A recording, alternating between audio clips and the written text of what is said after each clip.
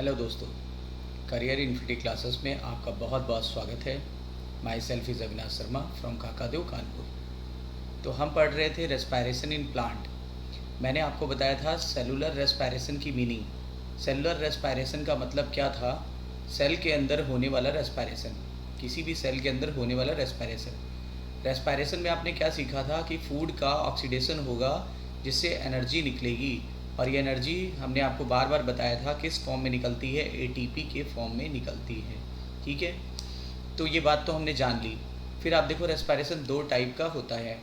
आप जरा ध्यान से देखिएगा, मैं समरी बता रहा हूँ लास्ट चैप्टर की। एनएरोबिक और एक aerobic.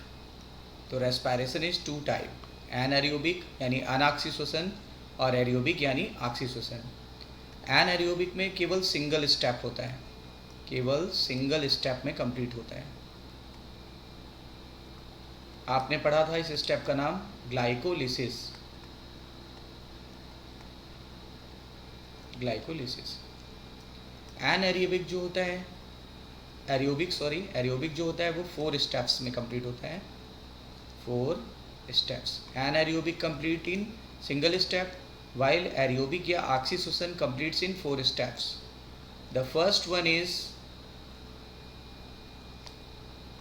glycolysis, second one is link reaction, third one is Krebs cycle, और last one is electron transport system. अच्छा, आपने क्या देखा था? ग्लाइकोलिसिस में आपको क्या आउटपुट मिला? ग्लाइकोलिसिस में आपको आउटपुट मिला 2 मॉलिक्यूल NADH और 4 मॉलिक्यूल ATP। लिंक रिएक्शन में आपको मिला था 2 मॉलिक्यूल NADH का। क्रेब्स साइकिल में आपको मिला था 6 मॉलिक्यूल NADH का और 2 मॉलिक्यूल FADH2 का, एंड 2 मॉलिक्यूल आप जिसको GTP बोलते थे उसी को आप बोल सकते हो ATP। तो आपने क्या देखा? आपने ये भी देखा कि यहाँ पर ग्लाइकोलिसिस में 2 मॉलिक्यूल ऑफ ATP खर्च भी हो गए थे। ठीक है, तो अगर आप देखोगे पूरे रेस्पायरेशन में, पूरे एरोबिक रेस्पायरेशन में आपने क्या नोटिस किया?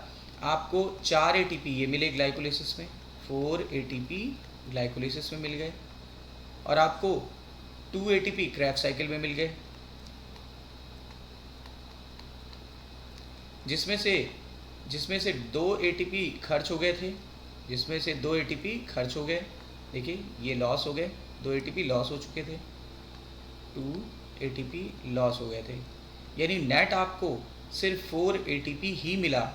पूरे रेस्पायरेशन में आपको सिर्फ 4 ATP ही मिला, और जो डायरेक्ट ATP मिलता था उसको बोलते थे substrate level phosphorylation. Substrate level phosphorylation. तो पूरे रेस्पायरेशन में आपको सिर्फ 4 ATP ही मिला, और कैसे मिला? Substrate level phosphorylation. अच्छा, बाकी के ATP जैसे ये वाला देखिए, ये वाला आपको नहीं मिला, ये ATP आपको नहीं मिला, ये ATP नहीं मिला, ये ATP नहीं मिला। मतलब ये जो था ये इनडायरेक्ट एनर्जी थी, ये इनडायरेक्ट एनर्जी थी। तो ये जो इनडायरेक्ट एनर्जी थी इसको ले जाना पड़ेगा ETS में। ETS इनडायरेक्ट एनर्जी का नाम क्या है बच्चों? NADH या FADH2। ठीक है, अब इनको कहाँ ले जाना पड़ेगा? ETS, और ETS में इनसे बना लिया जाएगा ATP। ETS में इनसे बना लिया जाएगा ATP, और यहाँ पर ATP ऑक्सीजन की प्रेजेंस में बनती है। इसको बोलते हैं ऑक्सीडेटिव फास्फोराइलेशन। तो आपने देखा करीब 4 ATP तो जो मिल गई वो सबस्ट्रेट लेवल फास्फोराइलेशन से मिली, और करीब 34 ATP जो होती है, 34 ATP वो मिलती है ऑक्सीडेटिव फास्फोराइलेशन द्वारा। तो ETS का काम क्या है बच्चों? ETS का काम है पहला काम समझ में आ गया। इनडायरेक्ट एनर्जी को डायरेक्ट एनर्जी में कन्वर्ट करना। इनडायरेक्ट एनर्जी का नाम क्या था? NADH और FADH2। इनको क्या करना? इनको डायरेक्ट एनर्जी में कन्वर्ट करना, दैट इज़ ATP। और यहाँ पर ऑक्सीजन यूज़ होगी, क्योंकि मैंने आपको लास्ट लेक्चर में बताया था ऑक्सीजन ना ही ग्लाइकोलिसिस और ना तो लिंक रिएक्शन और ना ही क्रैफ साइकिल में यूज़ होती है। सिर्फ और सिर्फ ETS में ऑक्सीजन यूटिलाइज होती है, तभी हम लोगों ने इसको टर्मिनल ऑक्सीडेशन भी कहा था। फाइनली ATP बन जाता है, ATP बन जाता है। और लास्ट प्रोडक्ट क्या बना था बच्चों? लास्ट प्रोडक्ट बना था वाटर, और यहाँ से जो हाइड्रोजन निकलेंगे वो और इलेक्ट्रॉन जो निकलेंगे, ये सब मिल करके लास्ट प्रोडक्ट बना देंगे वाटर। लास्ट प्रोडक्ट बना देंगे वाटर। क्लियर हो गई सारी बातें? तो आइए एक फिगर द्वारा इसको और अच्छे से समझने की कोशिश करते हैं। जैसा कि आप इस फिगर में देख पा रहे हो, ग्लूकोज जब पायरुविक एसिड में कन्वर्ट हुआ, इस प्रोसेस को ग्लाइकोलिसिस कहते थे। यहाँ पर आपको अभी बताया था कुछ देर पहले 4 ATP मिला था, 4 में से 2 ATP का लॉस हो गया। तो बताइए सबस्ट्रेट लेवल फास्फोराइलेशन द्वारा कितने ATP मिले? यहाँ पर 2 ATP यहाँ पर मिले। अब आप जानते हो क्रैफ साइकिल या सिट्रिक एसिड साइकिल में यहाँ पर भी 2 ATP मिलते थे, 2 ATP या 2 GTP मिले। ठीक है, तो मैंने आपको क्या बोला था? टोटल यहाँ पर कितने नेट ATP मिले? नेट ATP मिले 4 ATP मिला। किसके द्वारा? सबस्ट्रेट लेवल फास्फोराइलेशन के द्वारा, या डायरेक्ट ATP भी बोल सकते हैं। लेकिन मैंने अभी आपको बताया जो भी NADH था या FADH2 था, ये इनडायरेक्ट एनर्जी है कि डायरेक्ट? इनडायरेक्ट एनर्जी है। ठीक है, और ये सारी देखिए यहाँ पर भी जो NADH बना था ग्लाइकोलिसिस में, वो और जो अंदर बने थे माइटोकॉन्ड्रिया के, देखिए ये तो कहाँ बना था? साइटोसॉल में। ये बना था साइटोप्लाज्म या साइटोसॉल में, because glycolysis takes place in cytosol. तो NADH जो ग्लाइकोलिसिस में बने थे 2 मॉलिक्यूल, वो और जितने भी अंदर मॉलिक्यूल बने थे NADH का during the link reaction and Krebs cycle, वो सारे ETS में चले जाएंगे। ETS में चले जाएंगे, इलेक्ट्रॉन ट्रांसपोर्ट सिस्टम से गुजरेंगे। जब वो इलेक्ट्रॉन ट्रांसपोर्ट सिस्टम से गुजरेंगे, ठीक है, तो एक प्रोसेस होगी ऑक्सीडेटिव फास्फोराइलेशन। ऑक्सीडेटिव फास्फोराइलेशन होगा, यानी ऑक्सीजन की प्रेजेंस में क्या बन जाएगा? ATP। ऑक्सीजन की प्रेजेंस में ATP बनने को ही क्या बोलते हैं बच्चों? Oxidative phosphorylation. और इस पूरे सिस्टम को बोलते हैं इलेक्ट्रॉन ट्रांसपोर्ट सिस्टम, और थ्योरी का नाम होता है केमी ऑस्मोटिक थ्योरी या केमी ऑस्मोसिस थ्योरी। ध्यान दीजिएगा। तो बताइए 4 ATP तो हमें यहाँ से मिले, और जो 34 ATP मिले वो आपको मिले ऑक्सीडेटिव फास्फोराइलेशन द्वारा। अब बताइए एक ग्लूकोज के कंप्लीट ऑक्सीडेशन से आपको नेट कितने ATP मिले? तो नेट ATP आपको मिला, देखिए 2 and 2 4, 4 and 34 38, तो 38 ATP मिलता है। 38 ATP आपको मिलता है। समझ में आया? क्लियर? तो पर्पस ऑफ ETS क्या है बच्चों? पर्पस ऑफ ETS है इनडायरेक्ट एनर्जी को डायरेक्ट एनर्जी में कन्वर्ट करना, और प्रोसेस का नाम क्या है? केमी ऑस्मोसिस। लेकिन ATP बनने की विधि को क्या बोलते हैं? Oxidative phosphorylation. तो क्वेश्चन कई बार पूछा गया है कि डायरेक्ट ATP बहुत कम बनता है, केवल नेट 4 ATP बना, जबकि जो इनडायरेक्ट एनर्जी थी उसको डायरेक्ट एनर्जी में कन्वर्ट किसने किया? ETS ने, इलेक्ट्रॉन ट्रांसपोर्ट सिस्टम में। प्रोसेस का नाम था केमी ऑस्मोसिस, और ATP बनने की प्रोसेस को बोलते थे ऑक्सीडेटिव फास्फोराइलेशन। ठीक है, एक कन्फ्यूज़न बच्चों और दूर करना है। कभी कभी आपकी बुक में लिखा होता है 36 ATP, तो कभी लिखा होता है 38। ये 2 ATP कम क्यों हो जाता है? ये 38 ATP कहीं लिखा है, कहीं लिखा है 36 ATP, ऐसा क्यों? इसका कारण थोड़ा हम लोग समझेंगे अभी से। अब आइए समझते हैं कि कभी हमें 36 ATP मिलता है, कभी हमें 38 ATP मिलता है पर ग्लूकोज के ऑक्सीडेशन से। क्यों? ये तो कंफर्म हो गया कि अभी बताया था यहाँ पर नेट मिलेंगे आपको 2 ATP। टोटल 4 मिले थे, बट 2 ATP ग्लाइकोलिसिस में खर्च हो गए थे, 2 ATP यहाँ पे बचे। और यहाँ पर 2 ATP मिला था, 2 ATP या 2 GTP, ये भी कन्फ्यूज़न दूर है। यहाँ पर चक्कर क्या फंस गया? यहाँ पर 32 कभी मिल रहा है, कभी 34 ATP मिल रहा है by oxidative phosphorylation and chemiosmotic द्वारा। देखिए सारा चक्कर क्या फंस रहा है? सारा चक्कर इस वाले NADH का फंस रहा है। देखिए बाकी NADH, आप ये देखो लिंक रिएक्शन वाला NADH अंदर बना, लिंक रिएक्शन में 2 NADH बने थे, अंदर बने। क्रैफ साइकिल के दौरान 6 NADH बना था, अंदर बना। FADH2 क्रैफ साइकिल के दौरान बना, वो भी अंदर बना। तो ये तो ऑलरेडी अंदर हैं, इसलिए इनको जितनी ATP देनी थी, जैसे 1 NADH से फ्री एटीपी और 2 FADS से कितने एटीपी मिलती थी बच्चों? 2। तो इन्होंने फुल एनर्जी दी अपनी, इन्होंने फुल एनर्जी दी क्योंकि इनको अंदर से बाहर नहीं आना पड़ा। लेकिन ये वाले जो NADH थे ग्लाइकोलिसिस वाले, इनको अंदर एंटर करना पड़ा।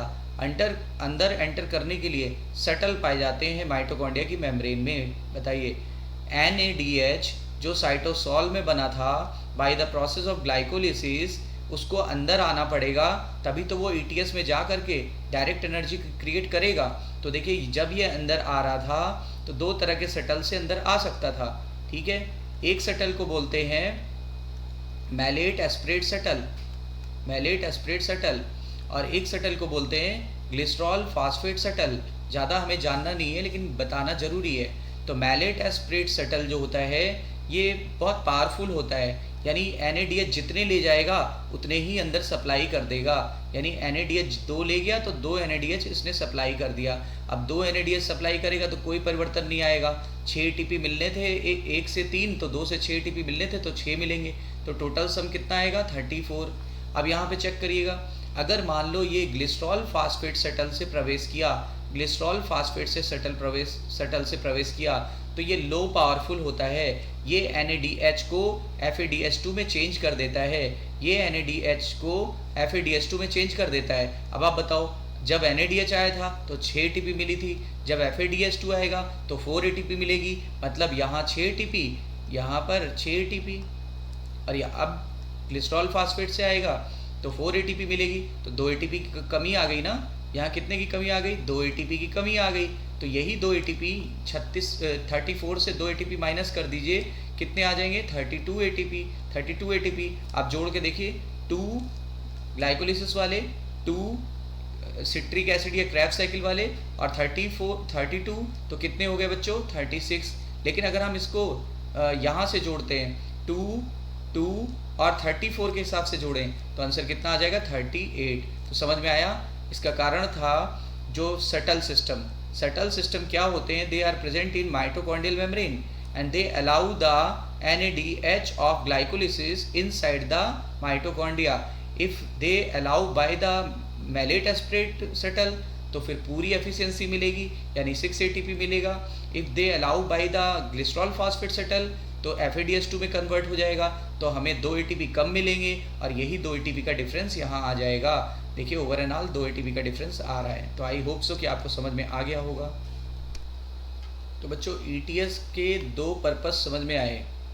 ठीक है, पहले तो ये क्या करता है, NADH या FADH जो कि इनडायरेक्ट एनर्जी है, इसको ये डायरेक्ट एनर्जी यानी ATP में कन्वर्ट कर देगा, और ऐसा कर पाता है ऑक्सीजन की प्रेजेंस में। This process is known as oxidative phosphorylation. दूसरा बड़ा फायदा क्या होगा?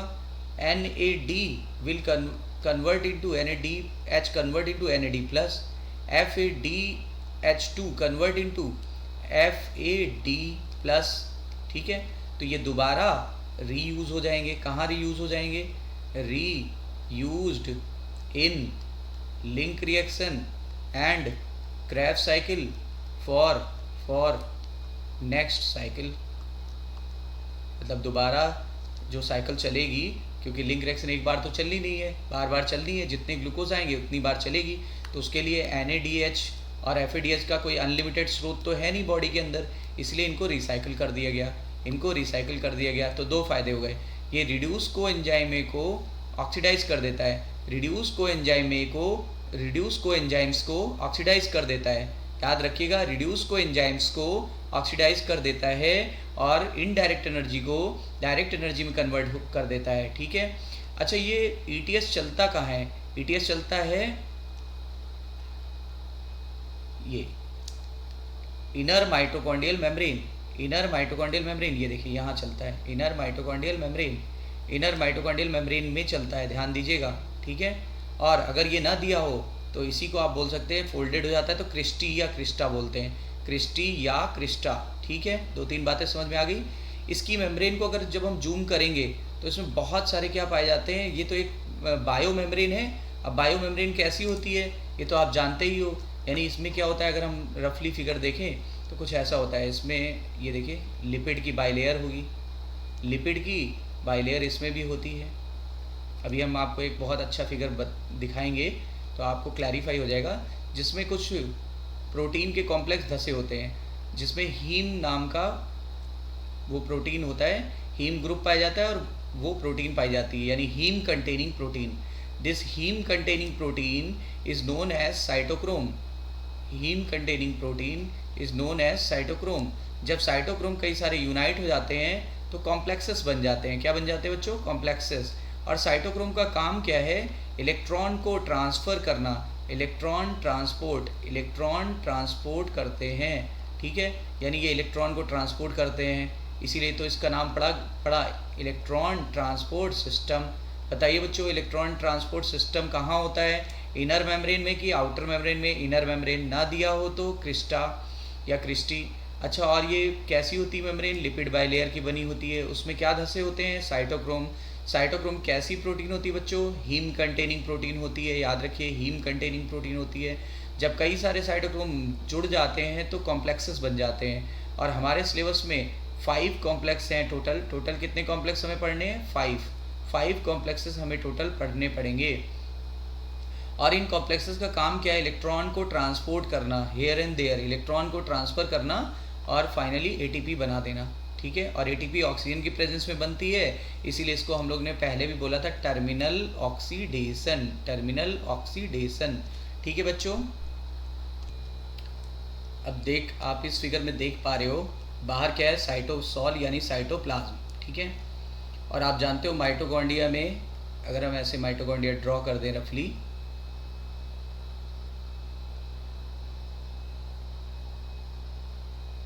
तो this is outer membrane, this one is inner membrane, और ये दोनों के बीच का गैप है, this gap is known as inter mitochondrial membrane या इंटर माइटोकॉन्ड्रियल मेम्ब्रेन स्पेस। क्योंकि ये स्पेस है ना, गैप है तो स्पेस बोलिए।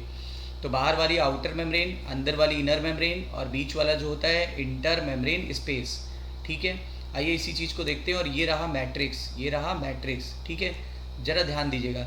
ये जो आउटर मेम्ब्रेन है वो ये रही, ये आउटर मेम्ब्रेन है, आउटर माइटोकॉन्ड्रियल मेम्ब्रेन। तो आउटर मेम्ब्रेन ये रही, देखिए किसकी बनी हुई है? Lipid bilayer. ये देखिए लिपिड बाइलेयर की बनी हुई है।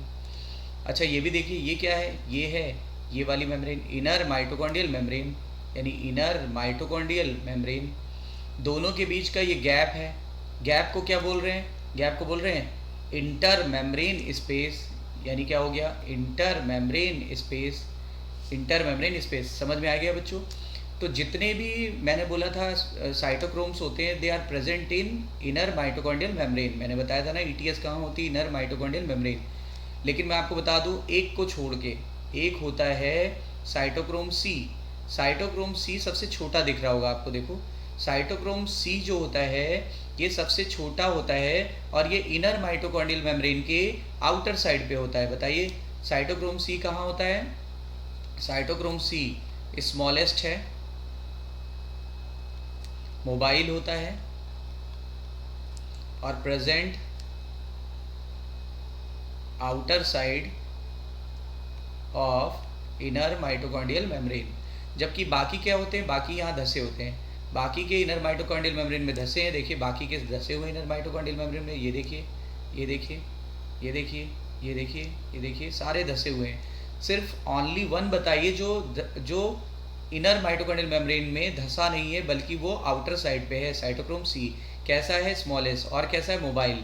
अच्छा, एक क्वेश्चन और आ सकता है, मोबाइल एक और होता है जिसको बोलते हैं यूबीक्विनॉन।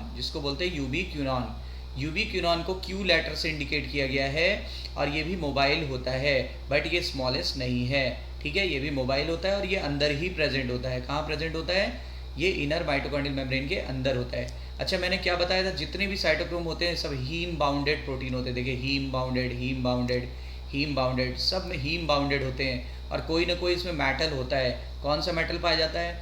या तो आयरन और या तो कॉपर। देखिए सबके पास आयरन होता है, लेकिन कॉम्प्लेक्स जो 4 होता है उसके पास आयरन के साथ साथ कॉपर भी होता है। अभी मैं थ्योरी में पढ़ाऊँगा, एनसीईआरटी में दिया हुआ है। बताइए सभी कॉम्प्लेक्स के पास जितने भी कॉम्प्लेक्स होते हैं, देखिए यहाँ कितने कॉम्प्लेक्स बताए थे? 5। ये देखिए फर्स्ट कॉम्प्लेक्स, ये देखिए second complex, this one is third complex, this one is fourth complex and this one is fifth complex. तो जितने भी कॉम्प्लेक्सेस होते हैं सभी हीम बाउंडेड प्रोटीन के बने होते हैं और सब में कोई ना कोई मेटल पाया जाता है। देखिए सब में कॉमन मेटल कौन सा है? आयरन। कॉमन मेटल कौन सा है? आयरन। लेकिन बताइए आयरन के साथ साथ कॉपर किस में पाया जाता है? वो फोर्थ वाले साइटोक्रोम में पाया जाता है, फोर्थ वाले साइटोक्रोम में पाया जाता है। अब एक क्वेश्चन और पूछा जा सकता है कि बताइए कॉम्प्लेक्सेस के नाम क्या क्या होते हैं, तो मैं आपको अभी बता रहा हूँ, थोड़ी देर वेट करिए। ठीक है, मैंने आपको काफ़ी चीज़ें क्लियर कर दी और अच्छे से इसको समझते हैं।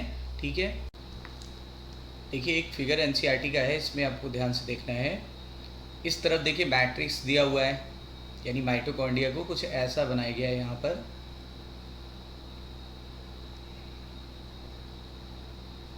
तो देखिए इधर क्या है? मैट्रिक्स। फिर उसके बाहर क्या होगा?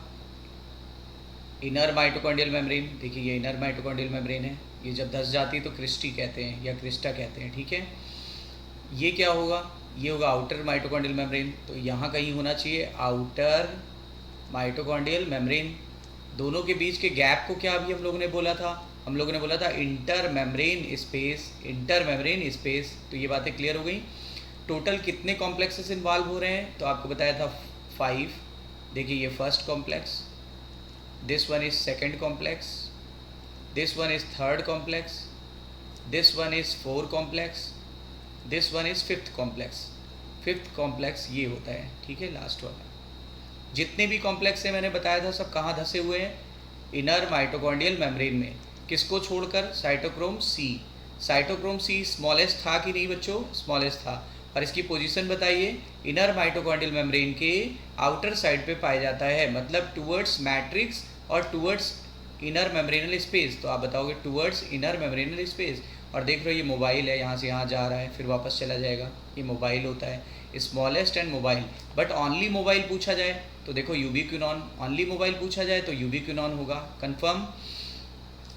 अब सभी साइटोक्रोम के कोई ना कोई नाम होते हैं, सभी कॉम्प्लेक्सेस के कोई ना कोई नाम होते हैं। जैसे इस कॉम्प्लेक्स का नाम है NADH dehydrogenase complex. Complex 1 is known as NADH dehydrogenase. क्यों? क्योंकि ये NAD का हाइड्रोजन निकाल लेगा और उसको ऑक्सीडाइज कर देगा। NAD का हाइड्रोजन और इलेक्ट्रॉन निकाल लेगा और उसको NAD प्लस में बदल देगा। तो देखिए ये दोबारा यूज़ हो सकता है। ये आपको बताया था ना अभी कुछ देर पहले कि ये रीयूज्ड हो जाएगा, reused. Complex 1 is known as NAD dehydrogenase complex. What is the purpose of this complex? It removes the hydrogen and electron from NADH and converts the NADH into NAD plus, यानी कि ये इसको oxidise कर देता है और hydrogen और electron को यूज़ कर लेता है। इसी तरीके से कॉम्प्लेक्स 2 होता है।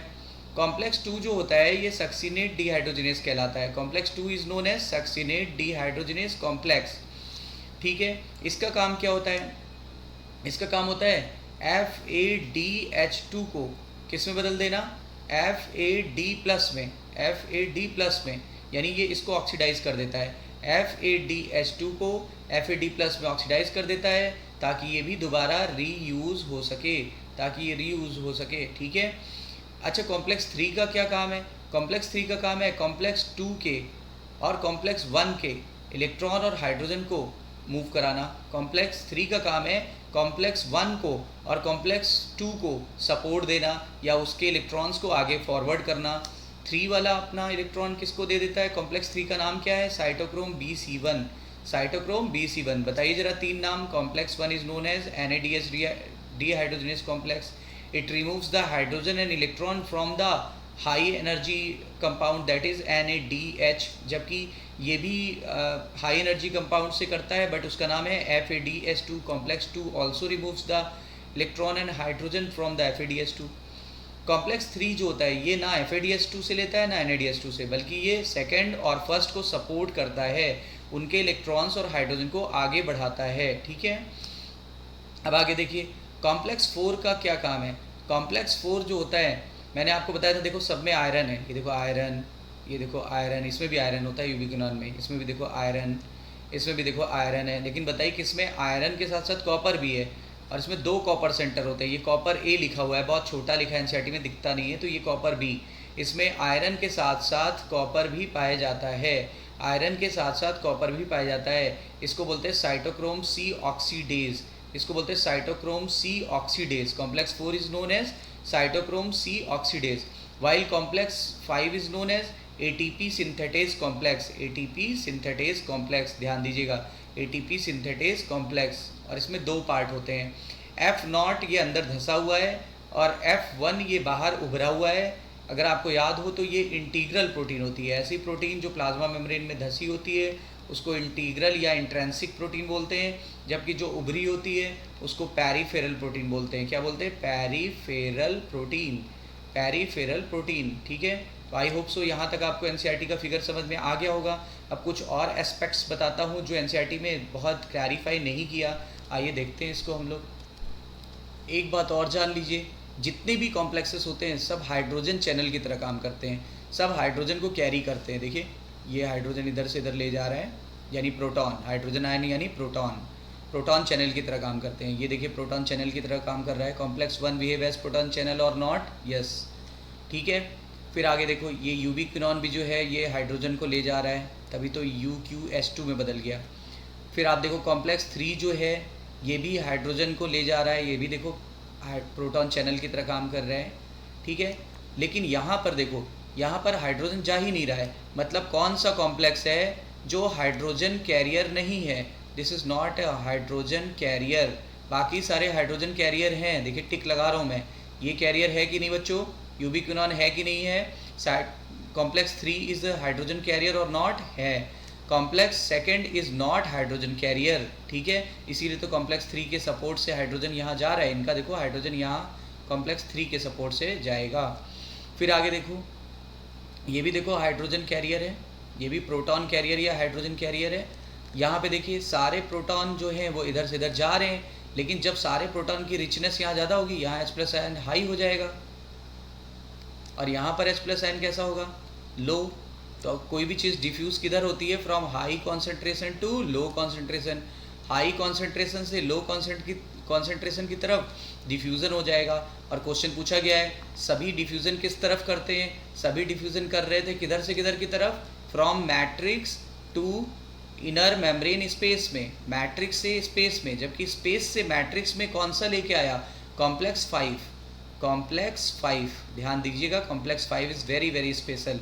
और एटीपी बनाने की रिस्पॉन्सिबिलिटी किसकी है? कॉम्प्लेक्स 5 की।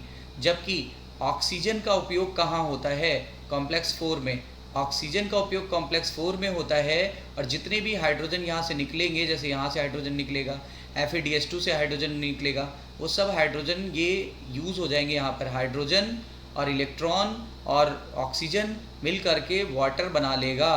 तभी मैं बार बार बोलता था कि ऑक्सीजन अभी तक कभी नहीं यूज़ हुई पूरे रेस्पिरेशन में। ऑक्सीजन सिर्फ और सिर्फ कहाँ यूज़ हो रही है? ETS में, ETS में। इसीलिए इसको क्या बोलते हैं बच्चों? Terminal oxidation, terminal oxidation, terminal oxidation. एक चीज़ और नोटिस करने की है, जितने कॉम्प्लेक्स होते हैं सब हाइड्रोजन को इधर से इधर ले जाते हैं। इससे क्या प्रॉफिट होगा? इससे प्रॉफिट ये होगा कि हाइड्रोजन की सांद्रता या कॉन्सेंट्रेशन किधर बढ़ जाती है? स्पेस की तरफ, यानी इधर H+ ion concentration is high. ठीक है, और जब इधर से इधर ज़्यादा हो जाएंगे, H+ आयन ज़्यादा हो जाएंगे, तो क्या इधर हाइड्रोजन आयन कैसे हो जाएंगे? लो। और इधर कैसे हैं? हाई। तो दोनों तरफ क्या पैदा हो गया? दोनों तरफ एक अंतर पैदा हो गया। There is a difference, there is a difference of H+ ion. और किसी भी डिफरेंस को आप बोलते हैं, इसको बोलिए हाइड्रोजन ग्रेडियंट, हाइड्रोजन ग्रेडियंट। या हाइड्रोजन आयन को और क्या कह सकते हैं? प्रोटॉन। तो प्रोटॉन ग्रेडियंट डेवलप हो गया। प्रोटॉन ग्रेडियंट किधर से किधर डेवलप होता है? From matrix to space, from matrix to space. जब हम इस प्रोटॉन ग्रेडियंट को तोड़ेंगे, प्रोटॉन ग्रेडियंट कब टूटेगा? जब आप इसको ले जाओगे हाई से लो की तरफ, तभी तो दोनों तरफ सांद्रता बराबर हो जाएगी, एक समय आ जाएगा। इधर हाई है, इधर लो है इस समय, लेकिन जब मॉलिक्यूल इधर से इधर जाएंगे प्रोटॉन के, तो यहाँ पर क्या होने लगेगा? यहाँ पर सांद्रता जो है वो घटने लगेगी, यहाँ बढ़ने लगेगी, एक समय दोनों बराबर हो जाएंगे, प्रोटॉन ग्रेडियंट टूट जाएगा। और जब प्रोटॉन ग्रेडियंट तोड़ेंगे तो बहुत सारी एनर्जी लिबरेट होगी, और यही एनर्जी ADP यूज़ कर लेगा और इनऑर्गेनिक फॉस्फेट के साथ जुड़ करके क्या बना लेगा, ATP। और इस समय का एंजाइम काम आएगा, एंजाइम का नाम है ATP सिंथेटेज या ATPase, ATP सिंथेटेज या ATPase। और आप देख रहे हो इधर ऑक्सीजन यूज़ हुई और इधर ATP बना। ऑक्सीजन की प्रेजेंस में ATP बनने को ही क्या बोलते हैं बच्चों, oxidative phosphorylation, oxidative phosphorylation. Confirm. एक और आपके लिए सिंपल डायग्राम मैंने निकाला है, देखिए NADH से हाइड्रोजन और इलेक्ट्रॉन कौन लेगा, कॉम्प्लेक्स 1, और क्या बना लेगा, ATP। लेकिन कितनी ATP बनाता है, देखो फर्स्ट अपना इलेक्ट्रॉन देता है यूबिक्विनॉन को, यूबिक्विनॉन दे देता है थर्ड को, थर्ड का नाम क्या था, BC1 कॉम्प्लेक्स, ठीक है। फिर आगे देखो फिर एक ATP बन जाएगी, फिर ये दे देगा मोबाइल कैरियर को, मोबाइल कैरियर का नाम है साइटोक्रोम C, ठीक है। फिर कॉम्प्लेक्स 4 को दे देगा, कॉम्प्लेक्स 4 का नाम था AA3 या फिर साइटोक्रोम C ऑक्सीडेज कॉम्प्लेक्स, फिर एक ATP बन जाएगी। आपने नोटिस किया कि NADH से कितनी ATP बनी, एक यहाँ बनी, एक यहाँ बनी और एक यहाँ बनी, तो कितनी ATP बन जाएगी, 3 ATP बन जाएगी। तो 1 NADH will give 3 ATP, क्योंकि ये बहुत हाई एनर्जी था इसीलिए एक बार ATP बनाया, फिर दोबारा ATP बनाएगा, फिर तीसरी बार ATP बनाएगा, ठीक है। लेकिन जो सक्सीनेट जो होता है, उस जब सक्सीनेट पढ़ा था आपने क्रेब्स साइकिल में, तो वहाँ बना था FADH2। FADH2 का जो हाइड्रोजन और इलेक्ट्रॉन है वो कॉम्प्लेक्स 2 निकाल लेता है, कॉम्प्लेक्स 2 निकाल लेता है। कॉम्प्लेक्स 2 भी किसको दे देता है, यूबिक्विनॉन। बाकी आगे का पाथवे सेम है, यूबिक्विनॉन को दे देता है, लेकिन ये ATP नहीं प्रोड्यूस कर पाया, देखो ये खुद ATP प्रोड्यूस नहीं कर पाया, ठीक है। यहाँ देखिए कॉम्प्लेक्स 2 से कहाँ चला जाएगा, कॉम्प्लेक्स 3 पे, कॉम्प्लेक्स 3 का नाम BC1। यहाँ से कहाँ चला जाएगा, मोबाइल कॉम्प्लेक्स की तरफ, मोबाइल कॉम्प्लेक्स का नाम साइटोक्रोम C। अब देखिए यहाँ पर ATP एक बन गई फिर से, फिर आगे कॉम्प्लेक्स 4 को दे दिया जाएगा, फिर कॉम्प्लेक्स 4 5 को दे देगा, वो क्या बना लेगा, ATP बना लेगा। तो देखिए जब इस पाथवे से चले थे तो 1, 2 और 3 ATP मिली, जब इस पाथवे से चल रहे थे तो यहाँ ATP नहीं मिली, सिर्फ एक ATP ये मिली और दूसरी ATP ये मिली, तो we can say 1 FADH2 when oxidized it will give 2 ATP, ऐसा NCERT में दिया हुआ है, ध्यान दीजिएगा। क्लियर, तो ये कन्फ्यूज़न भी दूर हो गया। आइए इसको हम लोग NCERT से एक बार पढ़ते हैं और देखते हैं इसके एस्पेक्ट्स को। देखिए क्या लिखा हुआ है, electron transport system and oxidative phosphorylation. The following step is the respiratory process are to release and utilize the energy stored in NADH और FADH2। अभी आपने देखा था कि लिंक रिएक्शन और क्रेब्स साइकिल में NADH2 और FADH2 बन गया, ठीक है। इसमें अगर हम इसको ऑक्सीडाइज करेंगे तो हमें इसको ले जाना पड़ेगा इलेक्ट्रॉन ट्रांसपोर्ट सिस्टम में, जहाँ पर इलेक्ट्रॉन निकाल लिया जाएगा, और इलेक्ट्रॉन निकालने को ही क्या बोलते हैं बच्चों, oxidation. Removal of electron from any material is known as oxidation. तो यहाँ पे इनसे इलेक्ट्रॉन निकाल लिया जाएगा, यहाँ से इलेक्ट्रॉन निकाल लिया जाएगा, इनसे हाइड्रोजन भी निकाल लिया जाएगा, तो बताइए क्या बोलेंगे इसको बोलते हैं ऑक्सीडेशन। तो यहाँ पे ऑक्सीडेशन हो जाएगा और फिर उसको किसको सौंप दिया जाएगा, ऑक्सीजन को। फाइनली क्या बन गया था, हाइड्रोजन मिल गया, इसको हाइड्रोजन भी मिल गया यहाँ से और इलेक्ट्रॉन भी मिल गया, और ऑक्सीजन के साथ ये सब जुड़ गए, और जुड़ने के बाद इन लोगों ने क्या बना लिया, वाटर। तो what is the last product of respiration या ETS, वाटर, वाटर का फॉर्मेशन हो जाएगा, ठीक है, क्लियर। अब देखिए metabolic pathway through which the electron passes from one carrier to another carrier, यानी एक कैरियर से दूसरे कैरियर पे जा रहा था इलेक्ट्रॉन, इसीलिए इसको बोलते हैं इलेक्ट्रॉन ट्रांसपोर्ट सिस्टम, ठीक है, जैसा कि अभी फिगर में मैंने दिखाया था और अभी फिर दिखाऊंगा। And it is present in the inner mitochondrial membrane. बताइए ETS कहाँ होता है, इनर माइटोकॉन्ड्रियल मेम्ब्रेन में। इलेक्ट्रॉन कहाँ से निकाले गए थे, NADH से, ठीक है, और ये कहाँ बना था, माइटोकॉन्ड्रिया के मैट्रिक्स में। कब बना था, during Krebs cycle which is also known as citric acid cycle. इसको ऑक्सीडाइज किया जाएगा। ऑक्सीडाइज करने के लिए कौन से कॉम्प्लेक्स की जरूरत पड़ेगी, 1। कॉम्प्लेक्स 1 का नाम बच्चों क्या बताया था अभी, NADH डिहाइड्रोजनेस कॉम्प्लेक्स, ठीक है। ये इलेक्ट्रॉन को निकाल लेगा और इलेक्ट्रॉन निकालने के बाद यूबिक्विनॉन को दे देगा, और यूबिक्विनॉन भी मेम्ब्रेन के अंदर था कि बाहर, मेम्ब्रेन के अंदर, यूबिक्विनॉन जैसे इलेक्ट्रॉन को रिसीव करेगा तो बताओ ये रिड्यूस हो जाएगा कि ऑक्सीडाइज? रिड्यूस हो जाएगा ना, तो रिड्यूस हो जाएगा। अब देखो ये और किससे इलेक्ट्रॉन रिसीव करता था? FADH2 से। मैंने FADH2 को क्या बोला था? कॉम्प्लेक्स 2 से भी इलेक्ट्रॉन रिसीव करेगा। That is generated during the oxidation of succinate into the citric acid cycle. जब सक्सीनिक एसिड का ऑक्सीडेशन हुआ था तब प्रोड्यूस हुआ था। अब देखिए यूबिक्विनॉन रिड्यूस हो गया है ना, तो क्या लिखा हुआ है? The reduced ubiquinone. Reduce ubiquinone को क्या कहते हैं? रिड्यूस यूबिक्विनॉन को यूबिक्विनॉल कहते हैं, ध्यान दीजिएगा। Reduce ubiquinone is known as ubiquinol is then oxidize. अब उससे इलेक्ट्रॉन आगे चला जाएगा। आगे किसके पास जाएगा? ठीक है, आगे जाएगा कॉम्प्लेक्स 3 के पास। कॉम्प्लेक्स 3 का नाम क्या है? BC1 complex. BC1 कॉम्प्लेक्स के पास चला जाएगा। फिर किसके पास चला जाएगा? फिर चला जाएगा साइटोक्रोम C।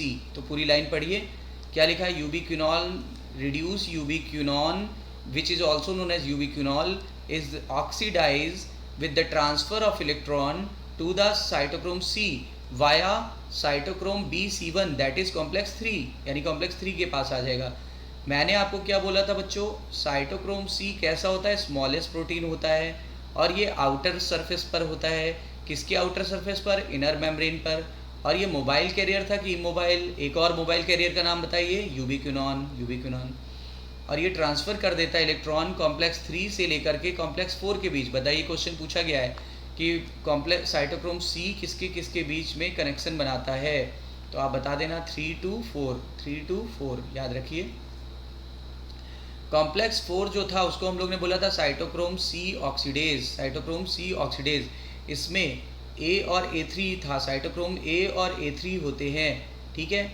और इसमें 2 कॉपर सेंटर भी होता है, कॉपर A याद करो और कॉपर B, ठीक है।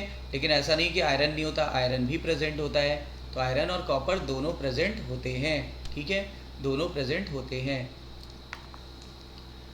जब इलेक्ट्रॉन पास होते हैं from one carrier to another carrier, complex 1 से लेके 4 तक, तो इसको इलेक्ट्रॉन ट्रांसपोर्ट चेन कहते हैं। और they are coupled with the ATP synthetase.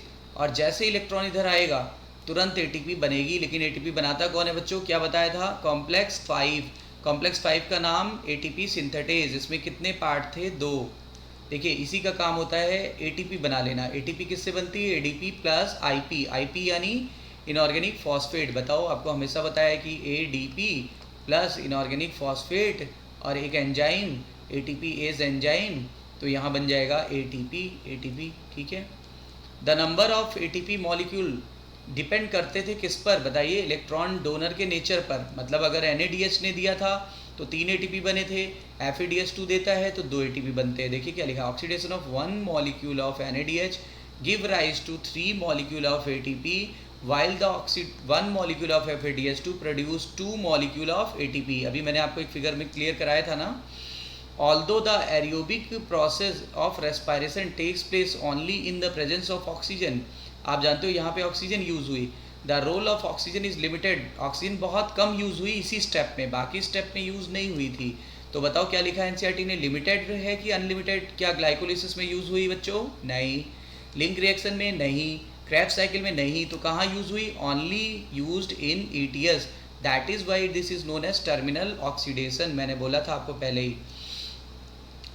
The presence of oxygen is vital. अगर यहाँ ऑक्सीजन नहीं होती तो क्या यहाँ पर इलेक्ट्रॉन को रिसीव करने वाला कोई था? नहीं था। तो रिएक्शन रुक जाती ना, हैम्पर्ड हो जाती ना, बाधित हो जाती। और अगर वाटर नहीं बनता, इलेक्ट्रॉन कैच नहीं होता, हाइड्रोजन कैच नहीं होता, तो वाटर बन नहीं पाता। इधर वाटर नहीं बनता तो उधर ATP नहीं बनता, क्योंकि दोनों कपल्ड हैं। Since it derive the whole process by removing the hydrogen. पूरी प्रोसेस में हाइड्रोजन को रिमूव किया गया। किससे? सिस्टम से। कौन से सिस्टम से? NADH से बच्चों और FADH2 से। ऑक्सीजन ही फाइनल हाइड्रोजन एक्सेप्टर है। मैं आपको बता दूं, final hydrogen as well as electron acceptor. Hydrogen as well as electron acceptor दोनों है। फोटोफास्फोराइलेशन आपने फोटोसिंथेसिस में पढ़ा होगा। वहाँ पर लाइट की प्रेजेंस में क्या बनता था? प्रोटॉन ग्रेडियंट डेवलप होता था और फिर ATP बन जाती थी, ठीक है। लेकिन रेस्पायरेशन में जो एनर्जी मिल रही है वो ऑक्सीडेशन रिडक्शन द्वारा मिल रही है। ऑक्सीडेशन रिडक्शन, ठीक है। और प्रोसेस सेम हो रही है, यानी कि सेम प्रोसेस चल रही है। प्रोटॉन ग्रेडियंट यहाँ पर भी डेवलप हुए फोटो फास्फोराइलेशन में, और यहाँ ऑक्सीडेटिव फास्फोराइलेशन में भी प्रोटॉन ग्रेडियंट डेवलप होते हैं, ठीक है। और यहाँ पर नाम चेंज हो जाता है, नाम क्या हो जाता है, ऑक्सीडेटिव फास्फोराइलेशन, ऑक्सीडेटिव फास्फोराइलेशन। आई होप सो कितना समझ में आ गया होगा आपको। अब देखिए क्या लिखा है, you have already studied about the mechanism of membrane linked ATP synthesis as explained by chemiosmotic hypothesis. तो देखिए केमी ऑस्मोटिक हाइपोथेसिस आप जानते होंगे, और ये दी थी पीटर मिचेल ने, पीटर मिचेल, याद रखिएगा पीटर मिचेल ने दी थी। आपने फोटोसिंथेसिस वगैरह में पढ़ी होगी, मैं आगे के वीडियो में बताऊंगा आपको। एज मेंशन अर्लियर, जैसा पहले ही बताया जा चुका है कि energy release during ETS is utilised in synthesising the ATP with the help of ATP synthetase. यानी कौन से कॉम्प्लेक्स की हेल्प से बन रहा है, तो बताया गया कॉम्प्लेक्स 5। कॉम्प्लेक्स 5 का नाम एटीपी सिंथेटेज। इस कॉम्प्लेक्स में कितने भाग मैंने आपको बताए थे, 2 भाग बने थे। एक F1 याद करिए पेरिफेरल प्रोटीन, और एक F0 इंटीग्रल प्रोटीन या फिर इंट्रेंसिक प्रोटीन जो अंदर धसी थी। F1 हेड पीस की तरह काम करती है, यानी पेरिफेरल मेम्ब्रेन प्रोटीन की तरह काम करती है, ठीक है। और यहीं पर ATP का फॉर्मेशन होता है फ्रॉम ADP और IP। F0 जो होती है ये इंटीग्रल मेम्ब्रेन प्रोटीन थी, याद करिए बताया था अभी आपको लास्ट कुछ समय पहले। और ये एक प्रोटॉन चैनल की तरह काम करती है, प्रोटॉन चैनल की तरह काम करती है, जो प्रोटॉन को इनर मेम्ब्रेन के आर पार ले जाएगा, क्रॉस कराएगा उसको। The passage of proton through the channel is coupled to the catalytic action of F1। मतलब जैसे ही यहाँ हाइड्रोजन पास होगा यहाँ से, तुरंत F1 पर जो कैटलिस्ट है यानी ATPase एंजाइम है वो काम करना चालू कर देंगे, ठीक है। और जैसे ही काम करना चालू करेंगे तो यहाँ ATP प्रोडक्शन हो जाएगा। और एक ATP बनाने के लिए 2 हाइड्रोजन का पास होना बहुत ज़रूरी है। 2 हाइड्रोजन पास होते हैं, ठीक है। कहाँ से पास होते हैं, इनर मेम्ब्रेन स्पेस से मैट्रिक्स तक। तो फिर इससे क्या होगा, इलेक्ट्रोकेमिकल प्रोटॉन ग्रेडियंट डाउन हो जाएगा, यानी वही अंतर जो है वो डाउन होना स्टार्ट हो जाएगा, and there is formation of ATP। I hope so कि आपको ये अच्छे से समझ में आ गया होगा, ठीक है। देखिए इस फिगर को समझ लीजिए, ये आउटर साइड दिया हुआ है, ठीक है, और ये मैट्रिक्स साइड दिया हुआ है, नीचे लिखा है देखिए मैट्रिक्स, यानी ये स्पेस की तरफ वाला भाग हो गया और ये मैट्रिक्स की तरफ वाला भाग हो गया। ये देखो F0 है जो अंदर धंसा हुआ है, और 2 हाइड्रोजन यहाँ से पास हो रहे हैं, और ये है IMM यानी इनर माइटोकॉन्ड्रियल मेम्ब्रेन। जब यहाँ से देखिए F1 में जैसे ही ADP और जैसे ही हाइड्रोजन यहाँ से पास हुआ तो यहाँ पे F1 एक्टिव हो गया, F1 के जो एंजाइम थे वो एक्टिव हो गए। इन्होंने ADP और इनऑर्गेनिक फॉस्फेट को तुरंत कन्वर्ट कर दिया, कौन से एंजाइम की हेल्प से, ATPase एंजाइम की हेल्प से इन्होंने तुरंत कन्वर्ट कर दिया, और क्या बन गया, ATP बनने को क्या बोला था, ऑक्सीडेटिव फास्फोराइलेशन।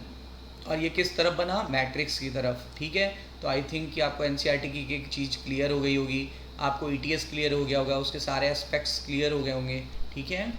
अभी NCERT में 2 बातें आई थी, ऑक्सीडेटिव फास्फोराइलेशन और फोटोफास्फोराइलेशन। दोनों में क्या अंतर है, देखिए ऑक्सीडेटिव फास्फोराइलेशन रेस्पायरेशन में हमने पढ़ा, जबकि फोटोफास्फोराइलेशन हम लोग फोटोसिंथेसिस में पढ़ेंगे या पढ़ चुके होंगे आप लोग। ये माइटोकॉन्ड्रिया के इनर माइटोकॉन्ड्रियल मेम्ब्रेन में हो रहा था, ये क्लोरोप्लास्ट के थैलेक्वाइड मेम्ब्रेन में होता है, ध्यान दीजिएगा। इसमें पिगमेंट सिस्टम कोई इन्वॉल्व नहीं हुआ, ना PS1 इन्वॉल्व हुआ ना PS2। यहाँ पर फोटो सिस्टम 1 और फोटो सिस्टम 2 इन्वॉल्व होते हैं। देखिए अंतर समझ में आ रहा है।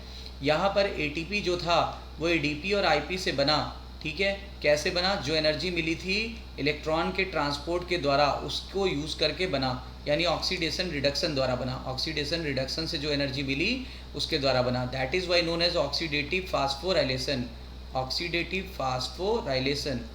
जबकि यहाँ पर सनलाइट की एनर्जी जो थी वो यूज़ करके ATP बना, इसी को बोलते हैं फोटोफास्फोराइलेशन। देखिए अभी आपने पढ़ा था ऑक्सीडेटिव फास्फोराइलेशन में ऑक्सीजन यूज़ हो रही है, और कहाँ पर यूज़ हुई थी, टर्मिनल ऑक्सीडेशन, इसीलिए बोल रहे थे। यहाँ पर मॉलिक्यूलर ऑक्सीजन यूज़ नहीं होगी, ठीक है।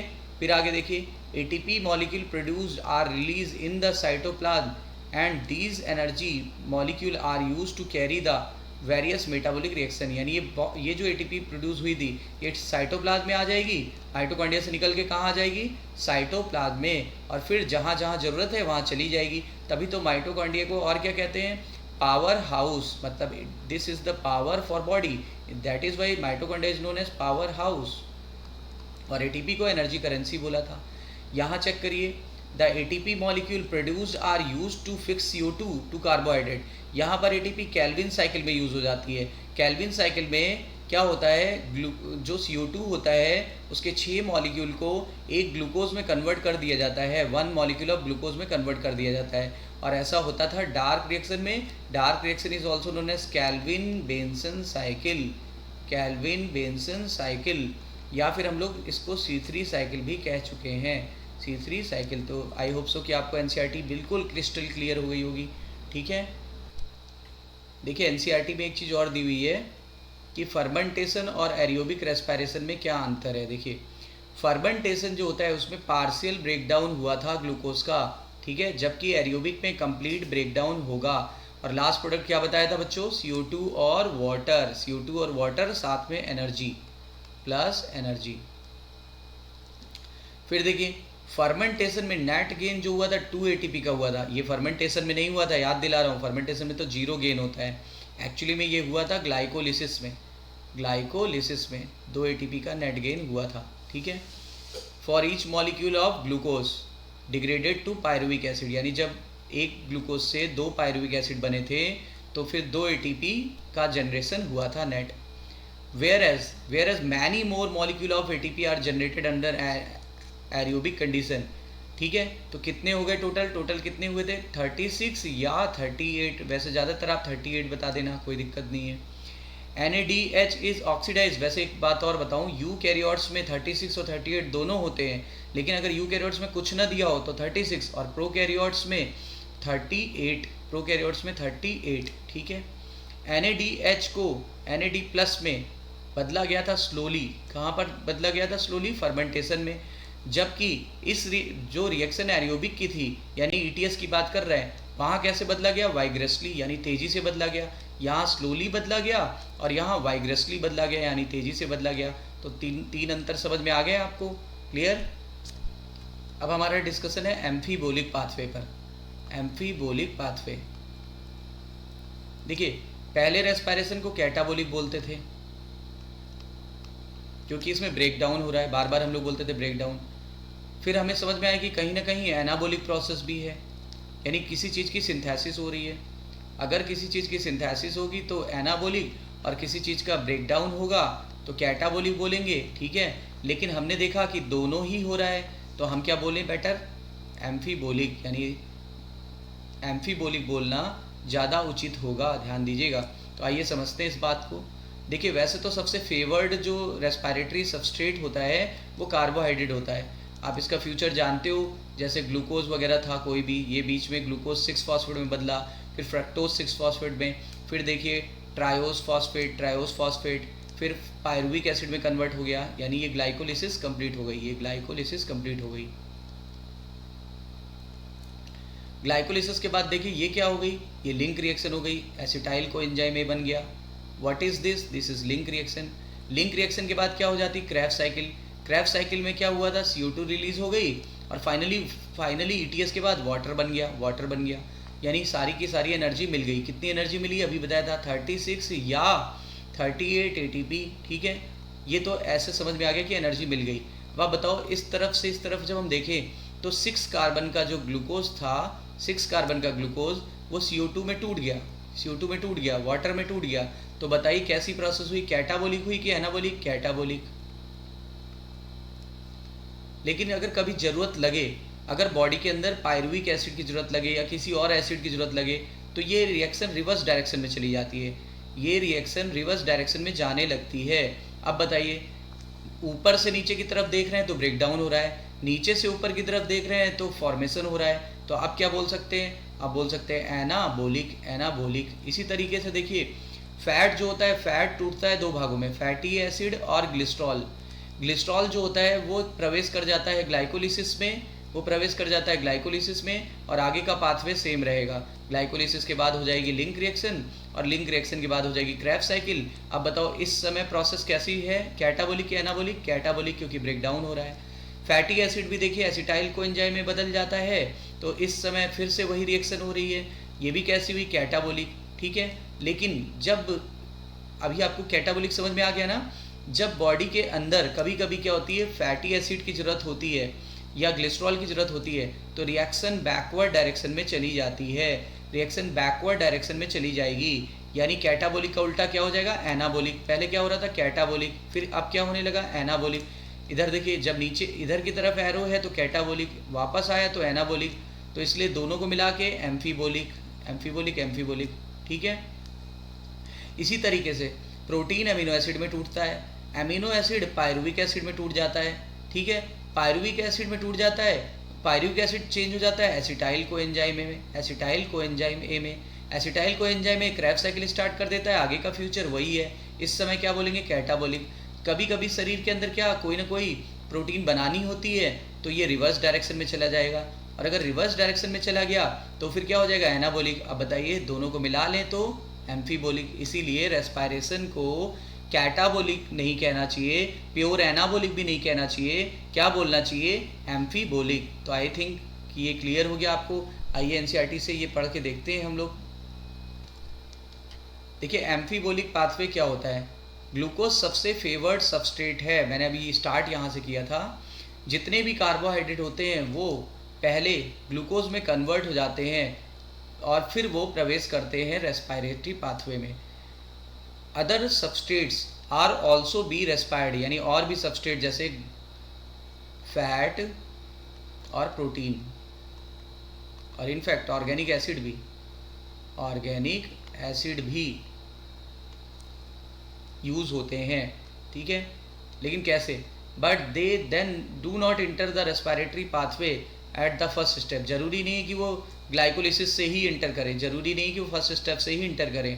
बोल रहे फिगर को देखिए तो आपको पता चलेगा वो डिफरेंट पॉइंट्स एंट्री कर रहे हैं, यानी points of entry of different substrate in the respiratory pathway, मतलब अलग अलग जगह से प्रवेश कर रहे हैं। फैट जो होता है वो टूट जाता है फैटी एसिड और ग्लिसरॉल में। ठीक है, फैटी एसिड जो था वो पहले कन्वर्ट होता है एसिटाइल कोएंजाइम ए में और फिर वो प्रवेश कर जाता है इस पाथवे में। आपको पता है कहाँ से प्रवेश किया था। ग्लिसरॉल जो था वो PGAL में कन्वर्ट हो जाता है, यानी फास्फोग्लिसरल्डिहाइड में, जिसको ट्रायोस फॉस्फेट भी कहा था। प्रोटीन जो होता है, ठीक है, ये प्रोटीएज द्वारा तोड़ दिया जाता है और अमीनो एसिड में बदल जाता है आफ्टर डीएमिनेशन। आफ्टर डीएमिनेशन ये चेंज हो जाएगा किसमें, ये किसी और स्टेज से चला जाएगा, कहाँ पहुँच जाएगा, क्रेब्स साइकिल में। कि कैसे जाएगा, या तो पायरुविक एसिड बना करके या तो एसिटाइल कोएंजाइम ए बना करके। ठीक है, एसिटाइल कोएंजाइम ए बना करके। इस समय इन्होंने इस पैरा में किसको डिस्कस किया है, कैटाबोलिक प्रोसेस पर पूरा जोर दिया है, क्योंकि टूटने की बात कर रहे हैं। कार्बोहाइड्रेट की बात की इन्होंने, फैट की बात की, प्रोटीन की बात की, और मैंने आपको बता दिया ऑर्गेनिक एसिड भी ब्रेक हो सकता है। ठीक है, देखिए अगले पेज में क्या दिया है, since respiration involves break down of substrate. Respiration में ब्रेक डाउन हो रहा है तो रेस्पायरेटरी प्रोसेस को पुराने समय में कैटाबोलिक प्रोसेस कहते थे। ठीक है, तो respiratory pathway as a catabolic pathway मानते थे। But in this understanding correct, क्या ये सही है, क्या ये सोच सही है? तो क्या लिखा है, we have discuss above at which point the respiratory pathway different substrate would enter if they were not respired and the used in drive energy. मतलब बोला उन्होंने कि वो एनर्जी के लिए रेस्पायर ना हो तो क्या होगा। तो what is the important to recognise is that these very compounds that would be withdrawn from the respiratory pathway for the synthesis of set substrate. मतलब बोल रहा है जब किसी चीज़ की बॉडी में कमी हो जाती है, जैसे फैट की या प्रोटीन की, तो यहाँ से विड्रॉ कर लिए जाएंगे। एसिटाइल कोएंजाइम में विड्रॉ हो जाएगा, ठीक है, ग्लिसरल्डिहाइड 3 फॉस्फेट या PGL विड्रॉ हो जाएगा, PGL विड्रॉ हो जाएगा और फिर उससे क्या बन जाएगा, फैट। इसी तरह पायरुविक एसिड विड्रॉ हो जाएगा और उससे क्या बन जाएगा, फैट। ठीक है ना, या फिर एसिटाइल कोएंजाइम में प्रोटीन बन जाएगा। इसी तरह एसिटाइल कोएंजाइम में विड्रॉ हो जाएगा, उससे क्या बन जाएगा, प्रोटीन।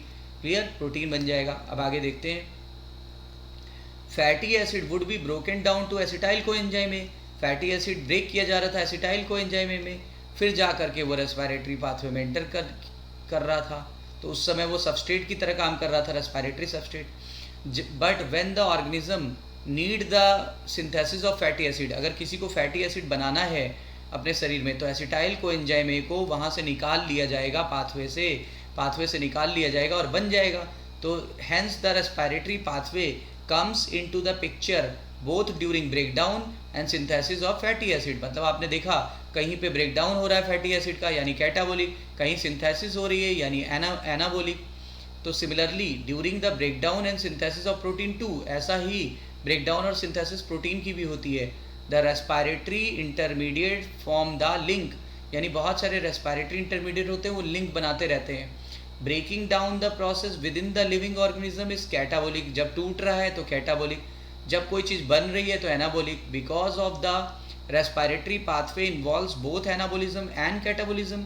तो आप बताओ बेटर क्या कंसीडर किया जाए रेस्पिरेटरी पाथवे को, एम्फीबोलिक pathway rather than the catabolic pathway. मतलब कैटाबोलिक पाथवे कहना उचित नहीं होगा, क्या कहना उचित होगा, एम्फीबोलिक कहना उचित रहेगा। आइए बच्चों एक लास्ट टॉपिक देखते हैं, आरक्यू, रेस्पिरेटरी क्विसेंट। आरक्यू बहुत इंपॉर्टेंट है।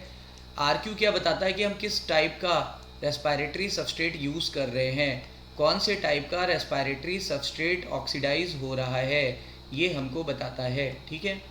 और आरक्यू को मेज़र करने के लिए हम लोग यूज़ करते हैं एक एपरेटस का, उसको बोलते हैं रेस्पायरोमीटर यूज़ करते हैं, ठीक है ना, clear.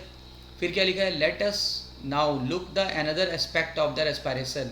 As you know during the aerobic respiration में ऑक्सीजन यूज़ होती है, CO2 रिलीज़ होता है। अगर हम दोनों के वॉल्यूम का रेशियो निकाल लें, कितना O2 कंज्यूम हुआ और कितना CO2 निकला, तो इसी रेशियो को बोलते हैं RQ या रेस्पिरेटरी रेशियो। देखिए RQ बराबर क्या बच्चों, वॉल्यूम ऑफ CO2 कितना निकला रेस्पिरेशन के दौरान और उस प्रोसेस में कितना ऑक्सीजन कंज्यूम हुआ, उसी को बोलते हैं RQ।